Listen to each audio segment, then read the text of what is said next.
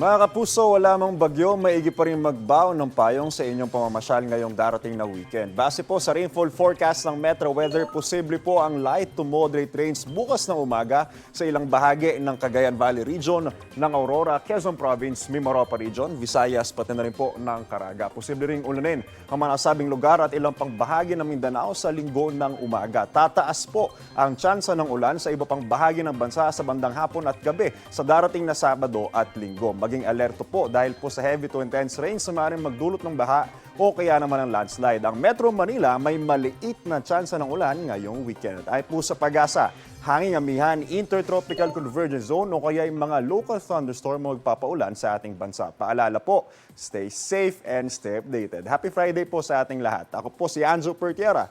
Know the weather before you go. Para Mark Safe lagi. Mga kapuso. Kapuso, huwag magpapahuli sa latest news and updates. Mag-iuna ka sa balita at mag-subscribe sa YouTube channel ng GMA Integrated News.